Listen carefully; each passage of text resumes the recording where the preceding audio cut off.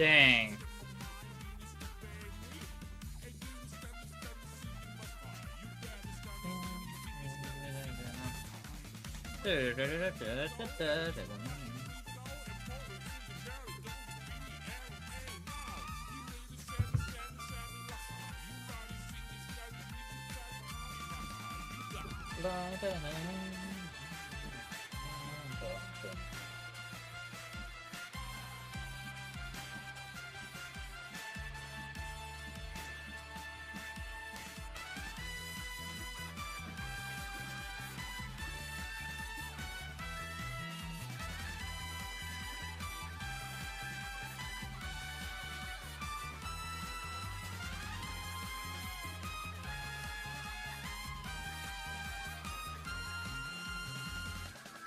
I missed it.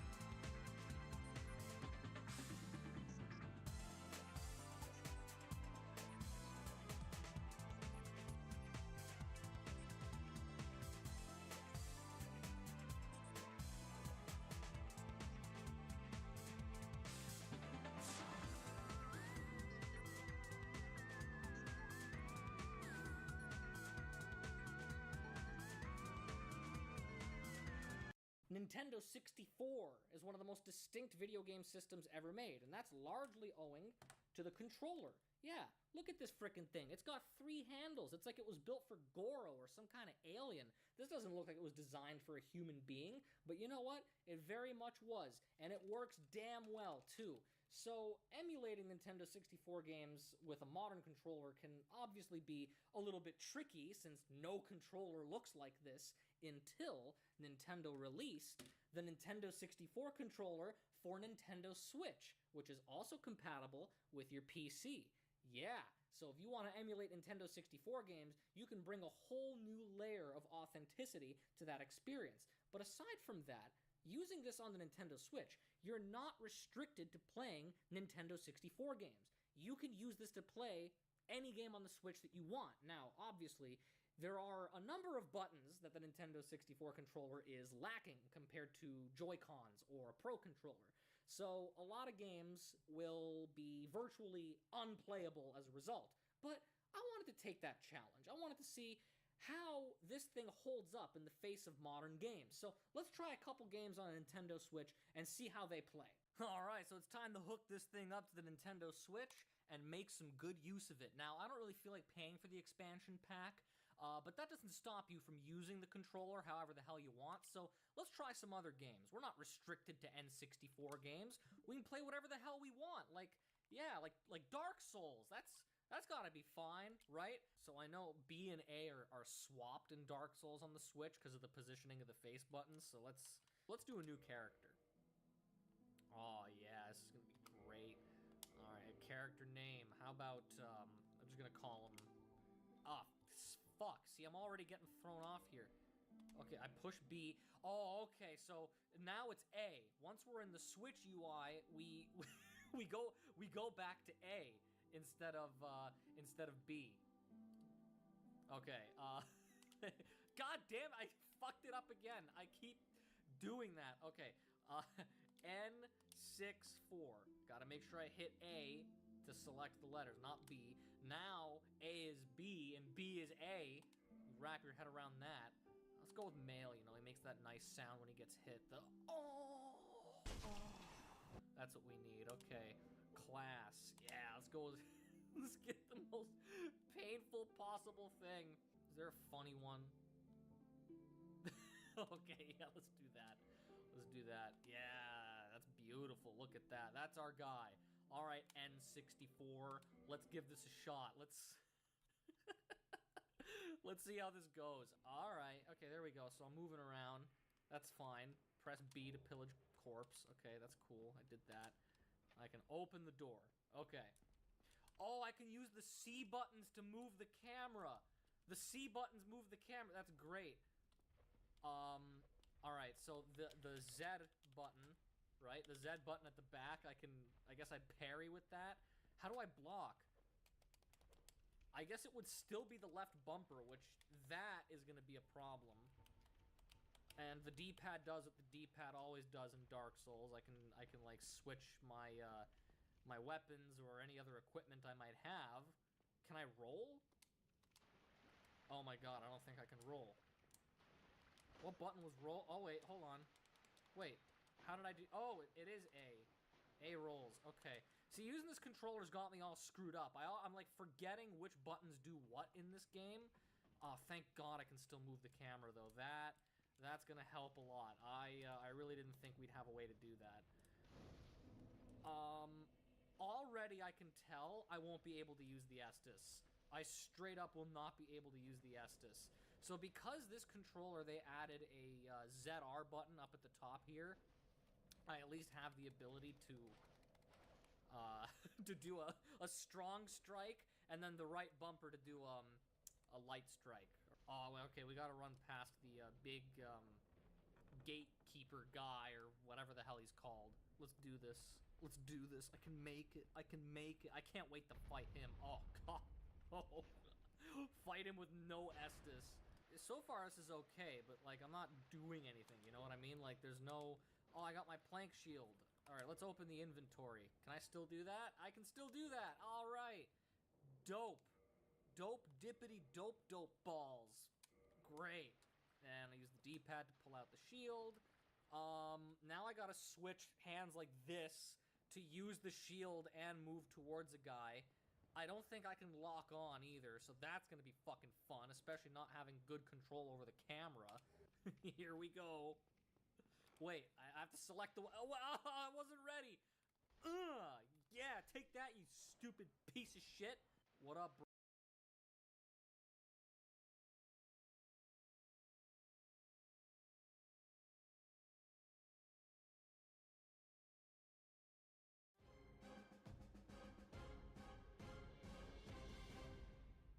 How's it going, dudes? Welcome to the worst board game of all time Community Tournament Selection Show, where we will start the contest to determine the worst of the worst, while giving you the opportunity to predict the results and win a piece of vintage board gaming history. Hundreds of board games from around the world are aiming to qualify for the tournament, and are currently glued to their screens waiting to see if they will make it in and have a shot at greatness. The National Board Game Association Selection Committee are making their final decisions now, and should be revealing the final bracket shortly. Until then, I will give a quick rundown of how this works for those just tuning in. What we've got here is a single elimination bracket tournament, where games will compete head-to-head in 1v1 matchups to determine which game is worse. Winners will move on to the next round, with the process continuing until we get to the final and crown our champion. Lastly, I'll explain what those numbers were on the bracket for those that are unaware. These are seeds, which are used to rank a game on how well it's projected to do in the tournament. The lower a team's seed, the further they are expected to go. But just like in real life, numbers aren't everything. So don't fill out your bracket with just the lowest seeds moving on, because upsets are bound to happen. And with that, I'm getting word that the picks are in. The 64 teams that will be competing for the title have been finalized. Let's head over to the big bracket to learn who's made it in and who will be left at home.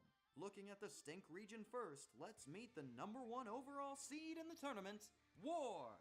This classic 1v1 card matchup will see you attempt to draw a card that's higher than your opponent's, while occasionally getting into the titular war, which will put more cards on the line. The game has plenty of critics, citing the lack of actual player involvement in the game and the fact that it takes an extremely long period of time to play a game this simple.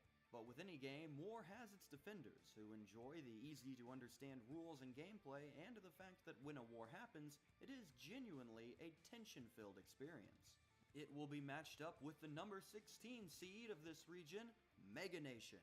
This 80s classic will see players attempt to dominate the world by acquiring the most important nations around the globe while attempting to bankrupt their opponents. This game struggles mainly due to the limited amount of mechanics that the game has for how long it takes to play, as well as suffering from the classic Monopoly endgame syndrome of just going around the board until someone gets unlucky enough to finally lose. However, with the Monopoly negatives come the Monopoly benefits, as the game's initial scramble for countries can be hectic and entertaining, while also enjoying the cards that can often shake up the game state. Up in our next matchup, we will see the number 8 seed NBC, the TV news game. This title from 1962 offers trivia for players from the time period as they try to move around the board while also being overlooked by famous NBC News anchor Chet Huntley. The game features the same negatives suffered by many trivia titles, being nothing but a roll the dice and answer a questions title, but it separates itself from the other titles in the genre due to its obtusely dull theming as well. But fans of the title will mention the fact that it is a pretty easy to understand title that doesn't take very long, and the age of the questions and the game actually add quite a bit of challenge to those seeking to become the best. It will be going up against the number 9 seed, Fact or Crap. This 2001 trivia title challenges players to determine whether a statement is truly fact or if it is truly crap, while attempting to gather all of the tokens from the middle pile. The game's haters draw ire from the fact that this is really just a true or false quiz with a funny name, and that there are no other mechanics other than you answer a question, then the next question is read off, and then you answer it. Fans of the game, however, love the fast-paced environment of everyone competing to answer the question at the same time, as well as the rush hour cards being able to shake up the gameplay a little bit and add some variety. Our next matchup will feature the number 5 seed, LCR. Also known as Left Center Right, this 1983 title will have you and friends rolling the dice to see who can gather all of the tokens. The game's critics will point to the fact that this description is all you do in the game, and that players can do nothing other than roll the dice, see what happens, and then have the next player roll the dice, and see what happens. But fans of the game enjoy its low complexity and low commitment, making it a great option for parties or gatherings due to its high energy. LCR will be competing against the number 12 seed, The Campaign for North Africa, The Desert War, 1940 to 43. This fan-favorite title has been declared the most complex war game of all time, and has earned that title vehemently due to the fact that no player has ever managed to finish a full game. The game's detractors mention that this title is over-complex to the point that no one can understand it, overdeveloped to the point that it is a chore to play it, and overloaded to the point where no one has ever finished it. But the game's many fans see it as a one-of-a-kind creation with nothing rivaling it, and the scale being a challenge for those brave enough to take it on. Next in the tournament, we meet the number 4 seed, Pug U.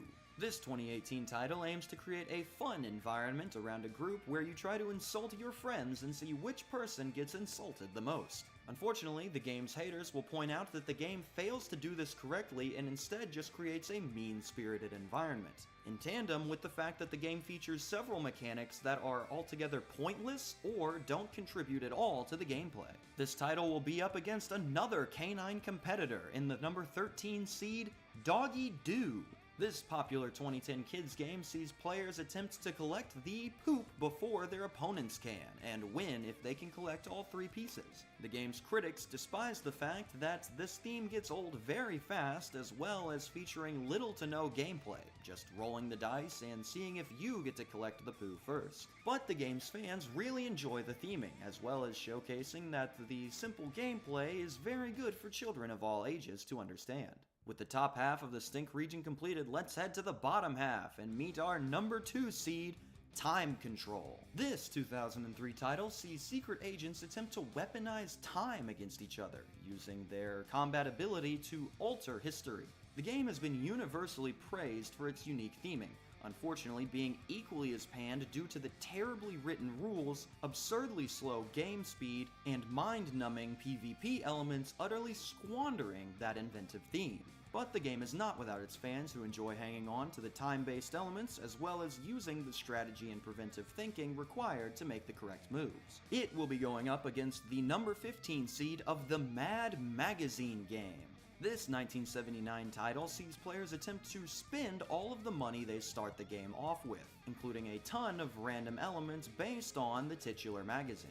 The game's detractors point to these random elements and mention how the novelty of them wears off quick, especially when no matter what you do in the game, a winner will basically be picked at random every time. And on to our next matchup, we have the number 7 seed of Power Lunch. This 1994 title sees you attempt to sit celebrities from the time period at tables, and requires you to mention why this particular combination of people would be sitting together if you cannot get a correct match. The game's detractors mention that the over-reliance of celebrities from the 1994 time period have aged the game horribly, and that it's practically impossible to play with some combinations without looking up who the people are, because they're not famous anymore. However, the game's fans love the cool central mechanic, adding a social element to the rummy formula, as well as it being a great group game as long as you're allowed to look up who the people are. Power Lunch will be competing against the number 10 seed,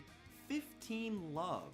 This 1974 tennis title pits players against each other in a singles or doubles tennis match, and implements the tennis formula of returns, serves, and movements for your players through a dice rolling mechanic. The game's haters focus in on the fact that no matter what strategy you implement, it will always come down to a roll of the dice, as well as drawing particular attention to the fact that playing an entire full tennis match while doing nothing but rolling dice would be absolutely insane.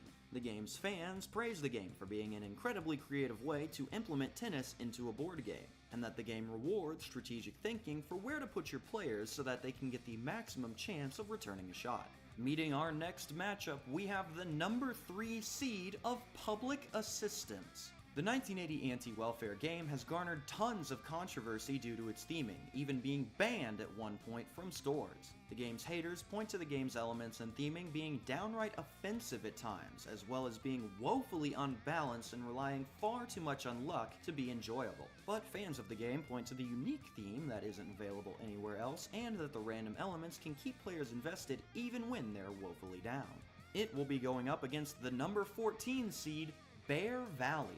This 2016 Press Your Luck title challenges players to find their way back to a campsite through a randomly generated forest. This design has garnered ire from players due to the strategic moves you make eventually coming down to only luck every time, and with haters particularly pointing out that the character skills somehow make the game worse by making it more complicated. However, fans of the game point to the base game being very well balanced with its risk-reward movement, and that you'll never be playing the same game twice due to the random map setup.